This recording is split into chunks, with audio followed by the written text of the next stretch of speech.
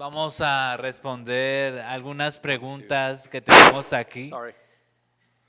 La primera es, dice, ¿cómo todas estas filosofías se han infiltrado en algunas que se autodenominan iglesia para atraer a las personas o evangelizar llamando a los sentimientos o emociones o otras cosas y no la verdad del evangelio? ¿Quién responde? Cualquiera de los dos. ¿Les puedo recomendar un pequeño libro? El salario de las piruetas, por Carl Trueman. El salario de las piruetas o Reporte Minoritario de Carl Trueman. Pero yo creo que el salario de las piruetas por Legado Bautista Confesional, en su versión en español, y si prefieres inglés, The Wages of Spin. En vez del Wages of Sin, The Wages of Spin por Carl Trueman. Es una compilación de ensayos que él ha escrito. Pero voy a dar un resumen. Hemos sido afectados. No, el marxismo no es el perro a quien vamos a echar la culpa por todo, ¿no? Que dar patadas. El fuerte capitalismo en revolución industrial también ha forjado el pensamiento también que muchas veces daña a la iglesia. Por ejemplo, en la revolución industrial, ¿qué es lo que le da valor a algo? Que algo produce capital, ¿no? Entonces, pero al hacerlo, tienes que hacer que deje de tener aprecio para el momento que deje de producir capital.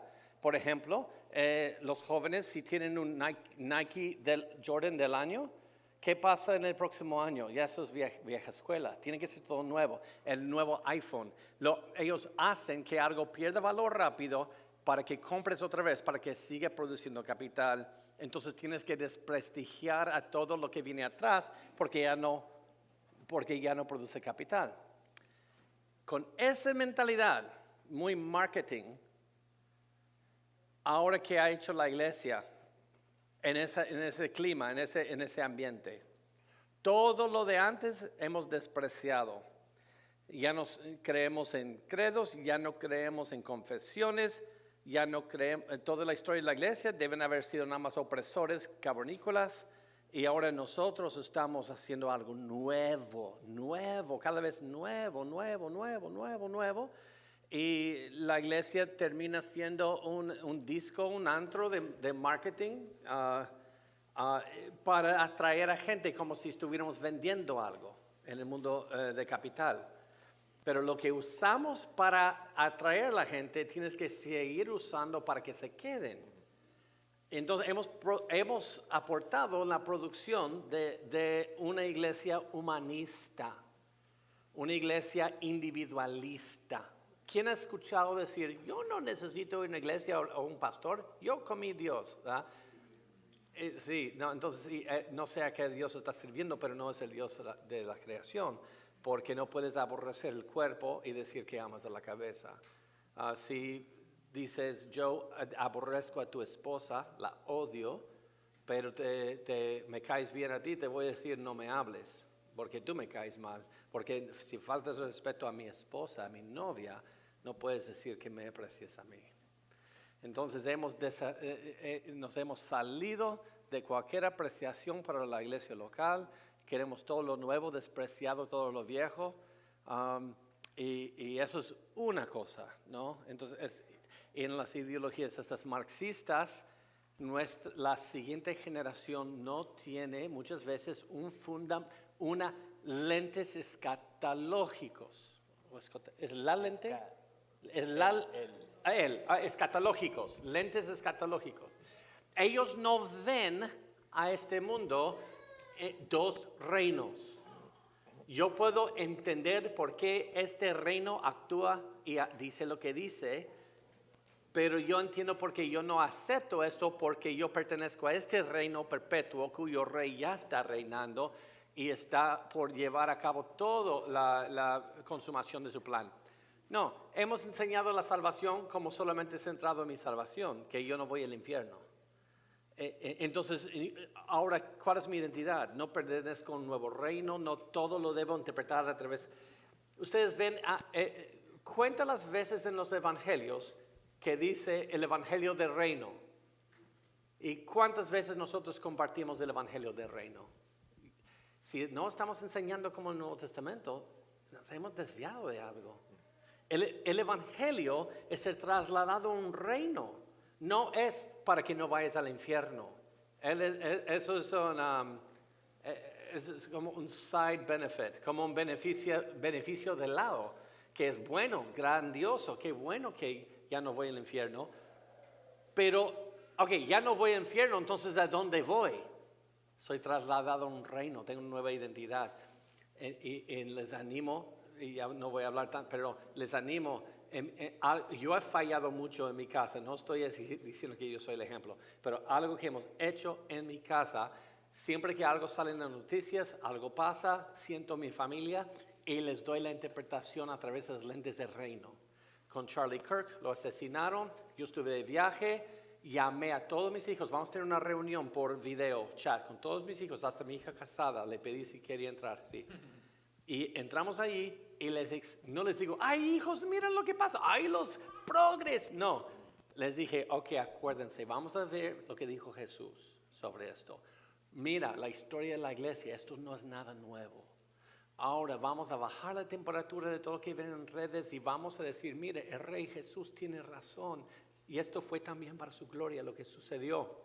Y nosotros, eso está diciendo, nosotros también terminemos bien como Voddie Baucham, quien falleció ayer. Nosotros terminemos bien como Charlie Kirk. Terminemos bien, ¿no? ¿Me entiendes? Es de dar la perspectiva del reino a todo. Y no creo que el evangelicalismo ha logrado eso. Entonces hay que desarrollarlo en el hogar. ¿Algo a completar? Sí, sobre Steve? trataré de dar una respuesta breve para poder alcanzar también a las otras preguntas. Complementando lo que dijo Joe, mucho tiene que también ver con el hecho que la iglesia misma en su historia siempre ha estado bien involucrado en la cultura, en el espacio, la plaza pública, por decir. Estaba metido en muchas cosas. Y no estoy diciendo de una manera de eclesiología, no estoy hablando de que los pastores estaban involucrados en las cosas políticas y etcétera, y estoy hablando del occidente, no estoy hablando sobre el mundo hispano, estoy hablando particularmente sobre los países y las sociedades en donde el protestantismo del siglo XVI brotó, floreció y tuvo un impacto, lo cual no pasó con Latinoamérica por cuenta del catolicismo, el Counter-Reformation, la reforma en contra que surgió después. Y entonces no vimos ese tipo de impacto. Pero en la iglesia del occidente, la iglesia estaba bien metida, tenía una visión comprensiva integral de la realidad, de cada aspecto de la vida, de cada aspecto de las esferas, del Estado, de la economía, de la educación, de la ley, una perspectiva distintamente cristiana. Entonces, cuando la iglesia empezó a retirarse de las áreas, por ejemplo, históricamente las iglesias estaban bien involucradas en abrir escuelas, en enseñar a estudiantes, en trabajar con padres, estaban bien involucradas en apoyar otros negocios y vimos todo eso. Pero ahora lo que estamos viendo es desde el siglo XVIII, donde había la ilustración, surgió un dualismo artificial, digo artificial en el sentido que no es real, pero todos lo creen, ilusorio, del sagrado secular, que algunas cosas son sagrados y otras cosas son seculares, y no se mezclan las dos. Y muchos cristianos, muchos de la iglesia del occidente, empezó a creer en ese dualismo y al retirarse creó un vacío que se tenía que llenar. Y ese vacío, en vez de tener un testimonio cristiano, en vez de tener una comprensión cristiana de todos los aspectos de la vida, de cómo debería vivir el hombre, en ese vacío se esperaba que obviamente se iba a llenar con falsas filosofías. Y con el tiempo, uno a veces piensa que, bueno, si nosotros quedamos callados y no confrontamos al mundo y nosotros esperamos que no molestamos al mundo y ellos no nos van a molestar a nosotros y hay ese mutuo respeto, no existe tal respeto entre el reino de Satanás y el reino de Dios. si uno no está avanzando el evangelio, los ataques del enemigo, que no siempre son espirituales, sino también filosóficos, empiezan a infiltrar dentro de la casa, dentro de la iglesia, empieza a corromper la perspectiva de creyentes que aman mucho al Señor, pero empiezan a vivir de una manera bien, podríamos decir, troncado, una manera que les carece una amplitud de vivir su testimonio plenamente como cristianos. Y poco a poco empezamos a ver que los cimientos de la iglesia empiezan a desaparecer porque están abrazando más lo que se llama el síntesis. Y el síntesis es una mezcla del cristianismo con filosofías que origen del mundo. Entonces es mucho también de las razones de por qué estamos viendo lo que estamos viendo ahora con ideologías entrando por la puerta de la iglesia. Antes era por la puerta de atrás, ahora es por de la puerta de adelante. Así es. También tenemos otra pregunta aquí y dice, ¿cómo de manera práctica esto se aplica a los jóvenes que están estudiando en el colegio? ¿Qué ejemplos conoces para que esta verdad ayude en la práctica? Y yo le añado en pocas palabras. Sí, perdón. Perdón. El que tiene la culpa es el que hace la buena pregunta, no el que responde la buena pregunta. Oye, en pocas palabras, miren, note cómo se formó la pregunta. Les quiero desafiar a que reestructuren esa pregunta. Era casi decir, ¿cómo reaccionamos cuando aprenden algo en el colegio? Entonces, ¿quién manda aquí? El colegio. ¿Y qué vamos a hacer? Siempre estar reaccionando. Debe ser al revés, yo creo. En vez de reaccionar, debemos promover reino a ellos. Promover entre los jóvenes mira, no sé de ustedes, ¿no es fascinante entender que somos ahora parte del reino eterno de Dios? Nuestro Rey Jesús reina, ya despojó al enemigo. Y ahora somos siendo hechos a imagen de Cristo. No hay manera de perder. Si te matan, ganaste. Si llegas a una edad en vejez y guardaste la fe, ganaste. Entonces yo puedo estar en paz hoy, ser diligente, servir a mi Rey, expectativa escatológica a lo que viene, ojos en Cristo, no viendo cómo va las noticias hoy para saber cómo me siento sobre esto, sino a mi inmutable Cristo. Él no va a cambiar mañana. Y que eso sea el enfoque que hacia adelante en eso. No, ¿qué vamos a hacer con el colegio? No, ¿qué va a hacer el colegio con nuestros hijos? ¿No? ¿Cómo les va a ir al colegio? Yo creo que es una mentalidad de ir al revés, pero dijo pocas palabras. Lo voy a dejar ahí. Y es una verdad liberadora porque lo demás es miedo, caer en pánico, miedo a lo que vayan a hacer y debemos reaccionar. Los fundamentalistas hace un siglo y medio, doy gracias a Dios que defendieron la inerrancia de la palabra, yo doy gracias a Dios por lo que lograron, pero es un movimiento que tiene un lapso de tiempo muy corto porque empieza y se basa en una reacción. Y luego por eso se empiezan a volver legalistas, moralistas, porque todo se basa en reaccionar de la cultura en vez de ojos en Cristo y lo que sale de eso. Así es. Aquí pasamos a la tercera pregunta. Es una pregunta parecida a Charlie Kirk. Pruébame que estoy errado. Porque dice, ¿por qué no aceptan la teoría del relativismo si eso también les ayuda a ustedes como iglesia? ¿Puedes repetir la pregunta, por favor? Dice, ¿por qué no aceptan la teoría del relativismo si eso también les ayuda a ustedes como iglesia? Yo ya tengo respuesta, pero digamos, bueno, responder con una pregunta. ¿Por qué ponen llave a la puerta a la noche de su casa? Porque si vivimos en un mundo relativista y en un sentido prácticamente sí hay gente que piensa que tiene su propia moralidad, tú sabes que alguien puede entrar a su casa, robarte, tal vez robar el auto, eso está pasando mucho en Ontario. y ellos tienen sus propias razones que se justifican. No podemos vivir una mundo relativista porque no podemos vivir de tal manera. Y más encima, a decir, bueno, todos los... yo puedo hacer un ejemplo bien fácil. Juan 14:6, cuando Jesús dice que yo soy el camino, la vida. Gracias, lo tengo en inglés, en español me cuesta. Si Jesús dice eso, y dice que es el único camino al Padre, entonces, y si tenemos un hindú que cree que todos los caminos llevan a un Dios, entonces, si decir, ¿cómo puede todos los caminos llegar a Dios? Y para el cristiano solamente un camino. ¿Cómo los dos pueden ser ciertos? ¿Cómo pueden ser dos verdades? Estar en contradicción. El relativismo no puede satisfacer su propia condición. No puede pasar su propia prueba. Entonces el relativismo no ayuda a la iglesia. Sin embargo, lo que vemos es cuando los que se comprometen en creer el relativismo causa más daño a su fe y al testimonio de la iglesia y traiciona el evangelio. El evangelio es bien exclusiva, la verdad es exclusivista. Okay. De pronto ayuda a definir qué es el relativismo, Sí. ¿no? Entonces, ¿puede volver a leer la pregunta? Porque mira esto. Escucha muy bien a la pregunta.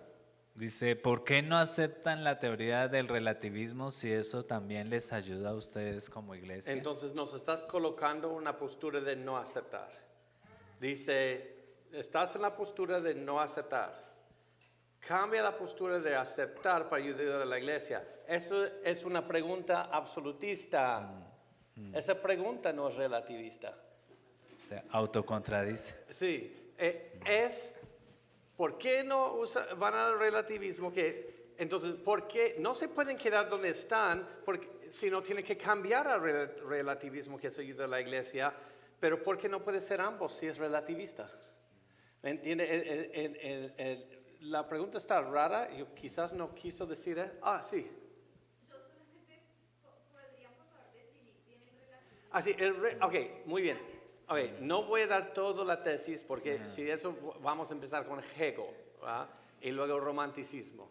Pero es la idea que llega a su práctica en la teoría crítica, para aplicación, a decir que si es que existen verdades absolutas, no tenemos acceso a esas verdades. Cada cabeza es un mundo.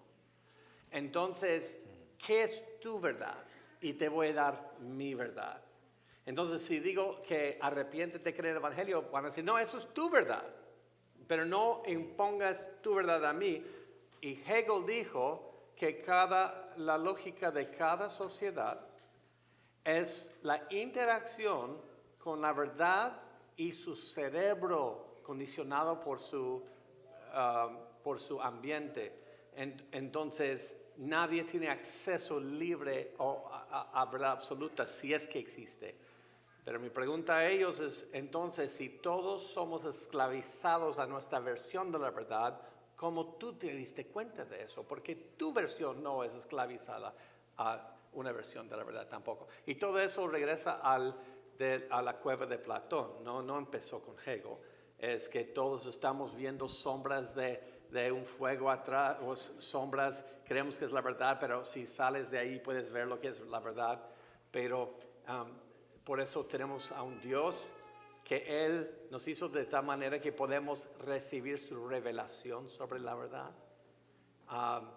Y también nadie es relativista en práctica, nadie. O si no, va a terminar en manicomio o en el cementerio. Estoy seguro que ustedes llegaron aquí en automóvil, no estaban diciendo, en mi verdad no hay tráfico, voy a manejar como se me dé la gana, en mi mente. Porque no hubiera llegado aquí, ahorita estuviéramos visitándola en un hospital. Porque la realidad no importa lo que tú piensas en tu cabeza. Mejor confórmate a la realidad. No puedes conformar la realidad a las fantasías de las personas. Pero la misma pregunta es una... Y también dice, ¿en qué nos ayuda como iglesia? relativismo. Ok, esto sí, 10, 15 segundos y termino. Tengo la dicha, yo enseño historia de la iglesia en la Universidad de México y es uno de los temas que más me gusta de la historia de la iglesia. Les voy a decir, siempre que alguien viene con esa actitud, la iglesia está menos de una generación en caer. Pasó la Unión Bautista en el siglo XIX, Spurgeon les advertía hasta su muerte, advirtiendo, y ahora que la Unión Bautista Inglaterra promueve LGBTQ, promueve el aborto, tienen pastores gay y solo es activismo social. Y él advertía y sus números, pues, la iglesia liberal nunca está grande, se disminuye. El único que bendice el Señor es una iglesia centrada en Cristo. Amén. Voy a saltar esta pregunta. Pero me encantó. Sí, bueno. Dice, ¿por qué son tan cerrados en los nuevos temas que van saliendo? No tengas la mente tan abierta que se te caen los sesos. Pero yo puedo voltear la pregunta. ¿Por qué esta persona está cerrada a ver cuál es la verdad? Que no coincide con eso. Todos estamos cerrados. Si alguien me dice, yo toma veneno, va a ser bueno para tu salud. Si dice, ¿por qué estás tan cerrado a no probar este nuevo veneno? O decir, porque prefiero estar aquí mañana para decirte, te dije.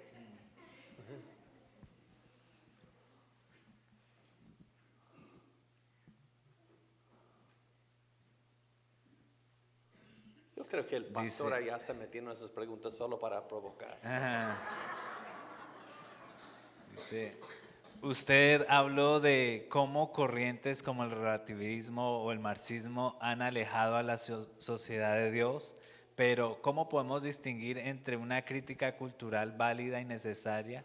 Por ejemplo, denunciar injusticias reales y una ideología que sí nos aparta de la fe. ¿Dónde traza usted esa línea?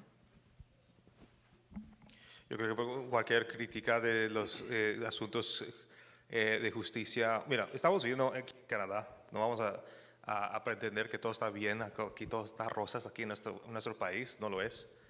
Tenemos problemas bien graves de justicia, tenemos criminales que matan a alguien en sangre fría y están en la cárcel por 3 días y les sueltan otra vez y comete asesino otra vez. Entonces, esto está pasando continuamente por todo Canadá, no sé si Quebec, pero en todas las provincias estamos en una crisis. Y la iglesia está en la posición de poder hablar y condenar tales injusticias. ¿Tú sabes con qué? Con la palabra de Dios, con la ley de Dios que fue dada no solamente a su pueblo, a toda la humanidad. Porque la ley no es solamente para el pueblo de Dios, es para todo hombre. Entonces, la iglesia puede dar una crítica válida a la cultura parándose en la ley de Dios que fue dado. Y esa ley viene de un Dios santo y Dios justo. El problema con el marxismo, el problema con lo que vemos con el marxismo cultural, no solamente lo económico, particularmente aquí en Canadá estamos viendo más el marxismo cultural que lo económico. El problema es que identifica que hay problemas y hay injusticias, pero esas injusticias son interpretadas por una cosmovisión totalmente diferente. Y lo que crea son esencialmente divisiones y conflictos entre diferentes tipos de clases, algunos oprimidos, algunos opresores, que siempre están cambiando y nunca hay un fin. Y lo que es una revolución esencialmente es cambiar el rol de las clases, por donde los oprimidos pueden ser los opresores. Y eso es un ciclo sin terminar. ¿De qué vale criticar una injusticia de una cosmovisión marxista si esa injusticia siempre se va a cometer tiempo tras tiempo, posiblemente por una eternidad, según esa cosmovisión? Pero del lado de la cosmovisión cristiana, tenemos el terreno, podemos decir, los cimientos, la ley bíblica para poder condenar lo que es una injusticia, sabiendo que las injusticias que estamos viendo en este mundo caído son temporarios hasta que Cristo regresa. Y cuando Cristo regresa ya no va a haber más injusticia. Dios va a traer juicio a los malvados y una nueva tierra para su pueblo. Sí, Acuérdense, lo que hoy llaman justicia social, no caes en la falacia. El nombre de un movimiento no valida el movimiento. Yo creo en justicia social, si buscas la definición por un diccionario. Pero un movimiento marxista que no busca justicia, sino busca borrar todo binario, y eso es borrar el diseño de Dios. No busca justicia, buscan reinterpretar qué es el ser humano. Entonces ellos tienen suposiciones erróneas lo que significa ser un ser humano hecho a imagen de Dios. En eso estamos en desacuerdo.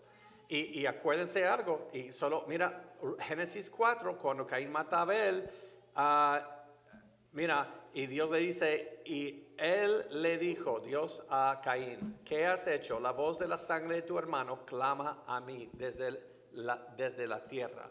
¿Okay? Clamor de justicia porque lo mató a su hermano, ¿verdad? Pero mira, en el Evangelio, si vamos a Hebreos 12, 24, dice a Jesús el mediador del nuevo pacto y a la sangre rociada que habla mejor que la de Abel. La sangre de Cristo clama justicia por la fe. Mi justicia te lo doy. La sangre de Abel dice justicia por mi sangre. ¿Cuál es mejor? La de Cristo. Porque ante Dios y su eterna ley, todos somos injustos. No hay víctimas aquí. Todos somos victimarios. Pero gracias a Dios que Jesús vino por los injustos, no los justos. Amén.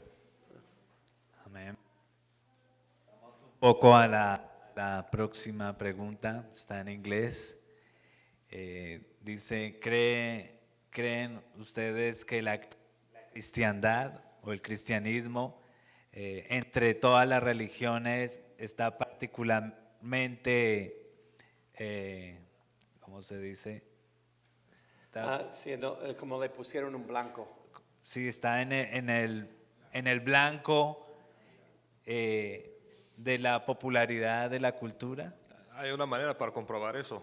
Puedes ir a una plaza pública y gritar Alá o Buda o Krishna y la gente no te va a hacer nada, ni siquiera te van a poner atención.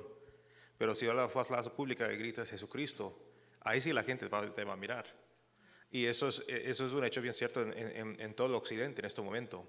Y la razón simplemente es, aunque vivimos en un mundo pluralista, en el sentido que hay una presencia de diferentes cosmovisiones religiosas, y especialmente los que están bien involucrados y contribuyendo de alguna forma a la sociedad, el cristianismo en particular siempre es la amenaza, porque el cristianismo no solamente es esencialmente el que estableció los cimientos de la civilización occidental. La ley del occidente fue influenciada por la ley mosaica. El cristianismo ha esencialmente traído los bases para los derechos humanos para el occidente. Pero la razón que el cristianismo es una amenaza para las diferentes religiones del mundo que están aquí presentes en nuestra sociedad y en nuestra cultura es porque es la verdad. Y la mentira siempre se va a levantar contra la maldad, contra la verdad. Cuando hay una tesis que es el Evangelio, la verdad de Dios, siempre va a haber un antítesis en este mundo caído. Y esa antítesis es la mentira. Y podríamos decir finalmente que hay solamente dos religiones, una que confía en los méritos propios, sus logros humanos que puede hacer el hombre para ganarse el favor de Dios o confiar en la gracia de Dios. Podemos ponerlo, hay dos cosmovisiones, una cosmovisión docista y unista, y voy a explicar lo que significa eso. Una cosmovisión docista es lo que nosotros creemos en el Evangelio, en que hay una distinción entre el Creador y la creación, y nosotros adoramos al Creador. Las otras religiones, ya sea si son religiosos o no, como el secularismo, pero de todos modos es una religión, es una cosmovisión religiosa, son cosmovisiones unistas, es decir, como el número uno, en que no existe una distinción entre el creador y creación, y lo que han hecho es han absolutizado algún aspecto de la creación para adorarlo y se ha vuelto como su Dios. Entonces sí hay solamente dos opciones, por decir, y si estás en el lado unista, bueno, tienes opciones, pero ni uno ni el otro es muy diferente cuando llegamos al raíz. Y acuérdense que Jesús es la única piedra angular sobre la cual tropiezan. La cruz es la única locura para los que se pierden. Entonces, por supuesto, van a tropezar sobre la cruz, porque están en enemistad con su Señor. Porque Jesús es el Señor también de los perdidos. Pero es el Señor que está formando a ellos para ser estrado para sus pies. Cuando conoces a Cristo, la gente dice, ya tengo una relación con Cristo. No siempre has tenido una relación con Cristo. Primero estabas estrado para sus pies y ahora Él es tu hermano mayor en la resurrección y Él es adoptado como hijo de Dios. Cambiaste de relación, no adquiriste una relación, cambiaste de relación. Por eso hay una palabra escándalo, en griego, que se usa 3 veces en el Nuevo Testamento. Es la palabra por la cual tenemos escándalo en español. Jesús es llamado un escándalo 3 veces en el Nuevo Testamento. Jesús en Mateo 11, Lucas 7, cuando responden los discípulos de Juan el Bautista, bienaventurado que no haya escándalo en mí. Pablo y Pedro también llama a Jesús un escándalo, pero precioso para los que lo aman. Amén. Y otra pregunta. Una amiga me dijo que puede ser cristiana y lesbiana. ¿Cómo puedo responderle? Yo daré una respuesta para abrir y dejaré que Joe se suelte y que diga lo que tiene que decir. Pocas palabras. Pocas palabras. ¿Qué dijo Jesús? Que si me amas, guardas mis mandamientos. Entonces, ¿cómo uno puede amar a Cristo y estar en desobediencia, andar en el pecado, violar la ley de Dios conscientemente? No, mira, yo reconozco, todos somos seres caídos, redimidos por gracia. Ya no estamos esclavizados a nuestra naturaleza pecaminosa, pero estamos viviendo en la presencia del pecado y podemos caer. Pero la diferencia es cuando caemos no es porque estamos buscando pecar, en comparación al que busca pecar porque ama el pecado. Nosotros no amamos el pecado, nosotros amamos a Cristo. Y reconocemos que tenemos que cargar nuestra cruz y eso significa abandonar nuestro pecado para seguir a Jesús. No importa el sacrificio, no importa lo que nos cuesta a nuestra carne, reconociendo que Cristo sabe lo que es mejor para nosotros y nos dejó en claro lo que es el diseño humano para el hombre, para la mujer, para el matrimonio, para la familia. No sé si quedó de autonomía sexual aquí el libro, Autonomía Sexual en el Mundo Postmoderno, no sé si se agotaron. Dedico así sobre solo ese tópico, pero en resumen muy rápido. Eso es lo que hablamos anteriormente. Cuando veo la redención como solamente no voy al infierno, eso provoca ese problema. La redención no es solamente que me salva del infierno, no, es que Él me llamó, Él me santificó, me concedió arrepentimiento. La fe me selló, me adoptó y me glorificó. Entonces, lo que estás diciendo es, ¿por qué no puedo ser salvo, pero Dios no cumplió con todo lo demás en la redención? Si Dios no cumplió con todo lo demás, nunca hizo el primero. Porque la salvación es del Señor. Y 1 Corintios 6, 9, en la lista de los que practiquen tales pecados no heredarán el reino de Dios, no erréis. Dice allí los malacos, que se traducen en castellano, en la Reina Valera, afeminados, que no es realmente afeminado, es suave, quiere decir suave, el hombre que toma el rol pasivo cuando los hombres tienen relaciones sexuales. Y el arsenokoites, es una palabra compuesta de la Septuaginta de Levítico 18 y 20, arsenos-koiten, que es hombres que se acuestan con hombres como si fuesen mujeres, y ese es el hombre que toma el rol activo. Pero noten esto, dice versículo 11, y esto erais algunos, mas ya habéis sido, ¿qué? Lavados, limpiados de la mancha de pecado. Habéis sido santificados, apartados, libertados del yugo de la esclavitud y el poder del pecado.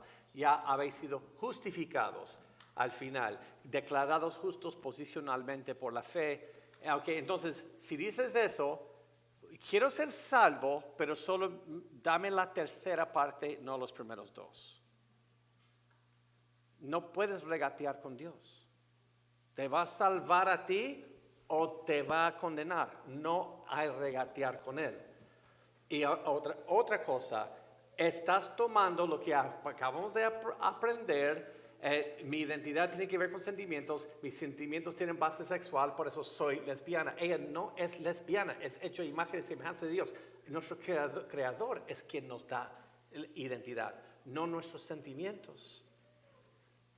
¿Ustedes entienden eso? Entonces, ¿cómo voy a adoptar una falsa identidad postmoderna y casar eso con Cristo? Y termino con esto. Gálatas capítulo 3. Cristo fue maldito en mi lugar.